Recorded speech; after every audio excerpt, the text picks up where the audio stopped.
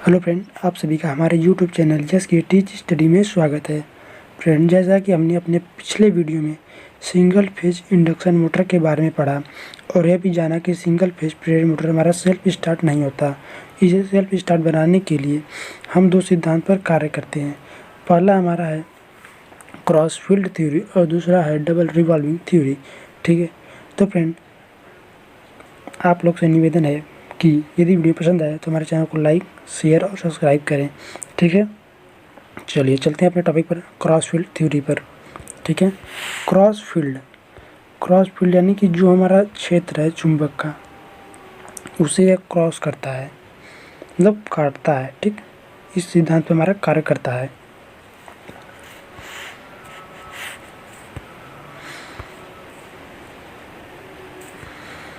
चलिए चलते हैं, थोड़ा इसे हम साइज में ला लेते हैं। ठीक है, चलिए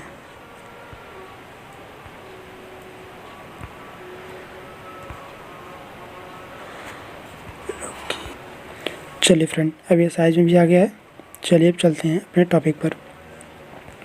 तो देखिए, हमारा पहला टॉपिक है क्रॉस फील्ड थ्योरी। तो देखिए, क्रॉस फील्ड थ्योरी किस सिद्धांत पर कार्य करता है ये देखिए। सीधी बात, पहले क्रॉस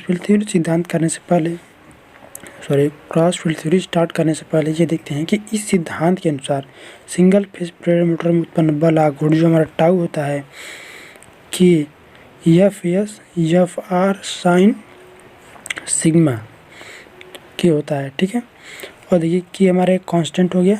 एफ क्या है यहाँ पर, तो देखिए ये हमारा एफ जो है यानी ये जो हमारा स्टेटर की फील्ड है, ये है स्टेटर पर लगने वाले फील्ड फोर्स, यहाँ पर देखिए हमने लिखा है।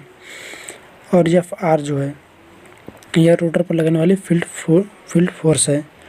और हमारा जो सिग्मा है वह इन दोनों के बीच का एंगल है। ठीक है, यानी कि हमारे स्टेटर और रोटर के बीच का कोण। अब चलते हैं आगे। तो देखिए, जब हम स्टेटर वाइंडिंग को सप्लाई देते हैं, सिंगल फेज सप्लाई देंगे, तो सिंगल फेज सप्लाई से जोड़ते हैं तो स्टेटर की वाइंडिंग में प्रवाहित धारा में उत्पन्न चुंबकीय क्षेत्र इसके परिणामी चुंबकीय क्षेत्र उत्पन्न होता है। तो देखिए, हम सप्लाई किस पर देते हैं, रोटर पर तो देंगे नहीं, जाहिर सी बात है।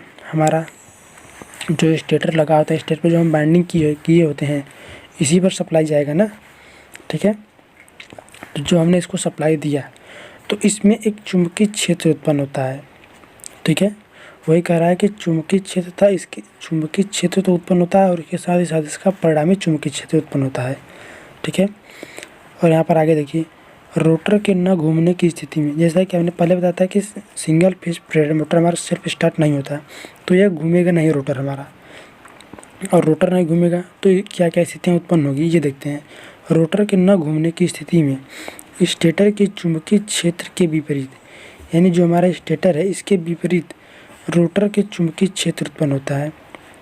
तो जाहिर सी बात है, जब ये हमारा सिंगल फेज है, यानी कि जो हमारे स्टेटर पर हम सप्लाई देते हैं, तो इस पर इसका एक चुंबकीय क्षेत्र उत्पन्न होगा और यह रोटर पर हमारा बल लगाएगा, जिसके कारण रोटर पर भी एक चुंबकीय क्षेत्र उत्पन्न होगा, लेकिन यह घूमेगा नहीं। ठीक, तो चुंबकीय क्षेत्र उत्पन्न हो गया।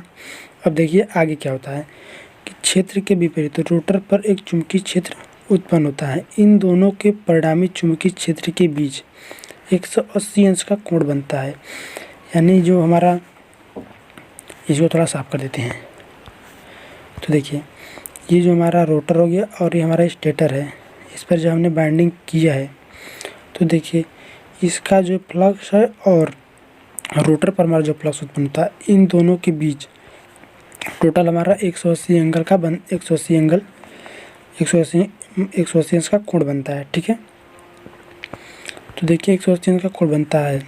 इस अवस्था में मोटर के भीतर बलाघूर्ण उत्पन्न नहीं होता, यानी जो हमारा बलाघूर्ण यानी टार्क है वो हमारा शून्य हो जाता है। ठीक है, वो हमारा शून्य हो जाता है। तो देखिए, ऐसे नहीं समझ में आएगा, इसको आप 2 से 3 बार पढ़ेंगे तो आपका कॉन्सेप्ट अच्छी तरीके से समझ में आ जाएगा। देखिए, यहाँ पर हमारा जब हमने सप्लाई दिया तो हमारा रोटर नहीं घूमा और जो हमारा स्टेटर का एंगल है और रोटर का एंगल है वो दोनों 180 अंश के बराबर हो जाते हैं, अर्थात टोटल इस क्रम में होते हैं, ठीक। या फिर इस क्रम में यहाँ से ले लीजिए और यहाँ से ले लीजिए, ये हमारा 180 अंश का एंगल बन गया और ये हमारा 180 अंश का एंगल हो गया, ठीक। इस प्रकार से हमारे हो जाते हैं, मतलब इन दोनों के बीच जो हमारा बलागुड़ है वो 180 अंश पर हो जाता है और टार्क भी हमारा 0 हो जाता है रोटर का, जिसके कारण घूम नहीं पाता है। देखिए और हमने यहाँ पर लिखा हुआ है कुछ आगे।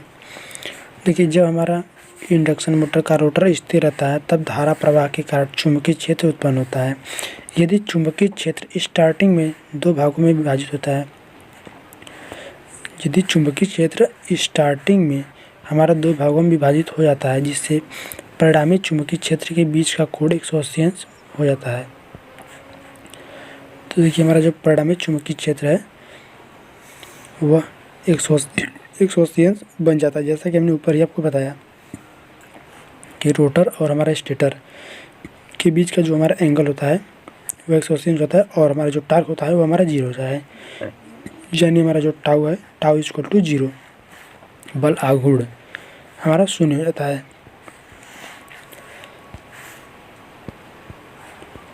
और आगे देखिए, जब रोटर को वायु स्रोत में घुमाया जाता है, यानी जब हम अपने हाथों से घुमाते हैं या फिर और किसी माध्यम से घुमाते हैं, तो रोटर स्टेटर फील्ड को काटता है। यानी जो हमारा स्टेटर पर हमारे जो हमारे फ्लक्स उत्पन्न हुए, फील्ड उत्पन्न हुआ, क्षेत्र उत्पन्न हुआ, तो रोटर जब हम उसे घुमाएंगे तो इसका जो क्षेत्र है वो उसको काटने का प्रयास करेगा, तो ये काटता है, जिससे रोटर में एक ईएमएफ उत्पन्न होता है, यानी हमारा प्रेरित विद्युत वाहक बल उत्पन्न होता है।